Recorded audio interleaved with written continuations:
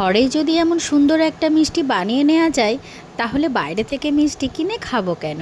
আজকে খুব অল্প কিছু উপকরণ দিয়ে বানিয়ে ফেলেছি এই সুন্দর মিষ্টিটা। আর খেয়ে আমার মেয়ের রিয়াকশান তো দেখতেই পাচ্ছেন। প্রথমে একটা বাটিতে গুড ডে বিস্কুট নিলাম, তারপর এর মধ্যে কোকো পাউডার দিলাম আর অল্প অল্প করে লিকুইড দুধ দিয়ে একটা নরম ডো তৈরি করে নিলাম। এরপর আর একটা পাত্রে মিল্ক পাউডার নিলাম, দিলাম 2 চামচ গুঁড়ো করা চিনি আর অল্প লিকুইড দুধ দিয়ে ভালোভাবে মিক্সড করে নিয়ে আর একটা স্মুথ ডো তৈরি করে নিলাম। এবার মিল্ক পাউডারের ডোটা একটু বেলে নিলাম। এরপর চকলেট বিস্কুটের ডোটা একটু লম্বা করে শেপ দিয়ে নিয়ে মাঝখানটায় দিয়ে দিলাম।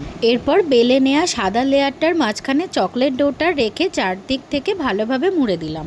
এরপর পিস্তা বাদাম দিয়ে গার্নিশ করে একটা পলিথিনে মুড়ে 15-20 মিনিটের জন্য ফ্রিজে রেখে দিলাম। ঠান্ডা হয়ে গেলে পছন্দ মতন পিস করে কেটে নিলাম।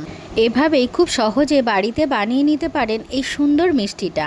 আর বানিয়ে কেমন হয়েছে অবশ্যই কমেন্ট করে জানাবেন। আর ভিডিওটা যদি ভালো লাগে লাইক করবেন।